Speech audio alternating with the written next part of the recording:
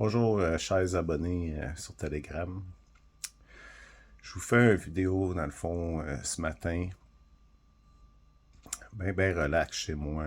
Je veux vous parler, dans le fond, des accidents du travail, puis de la CSST. Bon, là, c'est très complexe. Je me perds un peu dans tout ça. J'ai fait 5 ans et demi de CSST. Puis, c'est ça. C'est très compliqué. À partir de quel moment on peut en parler. Je sais pas exactement comment m'y prendre ce matin pour vous dire, dans le fond, de faire bien attention sur vos lieux de travail parce que si un accident du travail vous arriverait, les gens qui sont en charge de la réadaptation, puis qui vous prennent en charge après un accident de travail sont super fins. C'est des vrais anges pour vous aider. Sauf qu'il y a un moment donné que ces gens-là, que ce soit de l'employeur, de la CSST, je ne sais pas exactement qu'est-ce qui se passe à ce moment-là, mais vous vous retrouvez un petit peu plus seul après quelques années.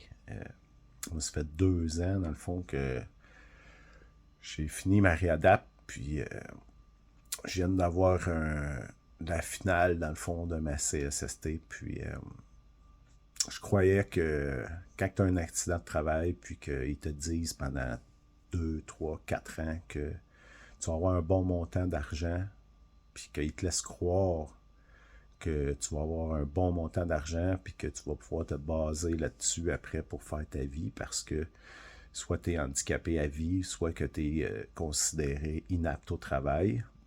Et laissez-moi vous dire que tous les gens qui ont un travail dangereux, attendez pas d'avoir un accident de travail. Parce que je vous garantis que les règlements finaux ne sont même pas à 5% de vos attentes. Je vous dis bien sincèrement, ici ce matin, lâchez votre job. Allez travailler pour un employeur qui vous offre des emplois qui sont pas dangereux. Parce que quand vous allez tomber sur la CSST comme moi, ça m'est arrivé, vous allez y croire pendant les premières années. Puis il y a un moment donné que vous allez vous retrouver complètement seul. OK? Je vous le dis bien sincèrement. Là. Puis les gens qui vont être encore là autour de vous, que ça soit vos amis, votre famille, c'est pas eux qui l'ont vécu.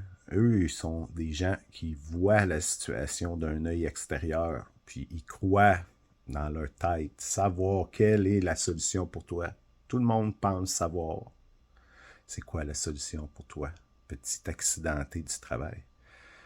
Mais ils n'écoutent pas quand on leur dit ben moi c'est ça qu'il me faut, moi c'est ci, moi c'est ça. Les gens ils veulent pas entendre ça.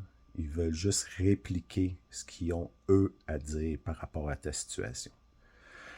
Moi, au moment que j'ai eu mon accident, le montant qu'ils m'ont offert, de mon point de vue à moi, ne vaut même pas les 15 premières minutes en attente de l'ambulance sur mon lieu du travail à ce moment-là. Les 5 litres de sang que j'ai coulés à terre dans l'infirmerie chez Olimel à Saint-Damas, ça a pris 8 heures à un employé nettoyer, dans le fond, mon sang. Ben, ce que j'essaie de vous dire, c'est attendez pas que ça soit trop tard, parce que je vous le dis, allez vous prendre un petit emploi tranquille, que c'est pas dangereux. Parce que si vous arrive de quoi, vous allez être vraiment, vraiment déçu du règlement final, je vous garantis. Puis ça vient tellement chercher d'énergie là, que vous ne trouverez plus l'énergie pour vous battre contre eux. Moi, c'est un peu pour ça que je vais faire des vidéos un peu plus régulièrement dans l'avenir.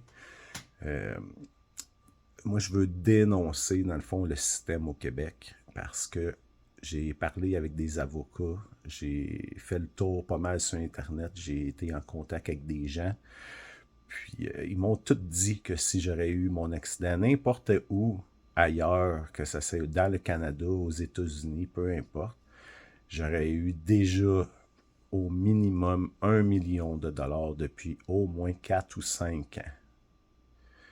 Donc, je vous dis, là, je vous dirai jamais le montant que j'ai eu, mais je vous garantis que ça vaut pas la peine de travailler pour un employeur qui vous offre un emploi dangereux. Vous allez être déçu, démissionner. Trouvez-vous un petit emploi que votre vie physique, que votre intégrité physique ne peut pas être transformée. Parce que moi, je l'ai vécu, puis je vous garantis que quand on revient de la mort à la vie, les livres qu'on avait dans notre sac à dos sont plus là. Ils nous les remplacent. On revient avec une autre manière de penser, une autre manière de vivre. Notre cerveau n'est plus le même. C'est beaucoup plus pire que vous pouvez imaginer. Je vais couper la vidéo d'ici quelques secondes parce que, dans le fond, je cherche mes mots. Il y a tellement de choses à dire à propos de ça que il va falloir que je fasse beaucoup de vidéos pour dire et donner vraiment le fond de ma pensée. Là, ce matin, c'est une vidéo pour dénoncer Olimel. C'est mon premier vidéo que je fais de dénonciation Olimel.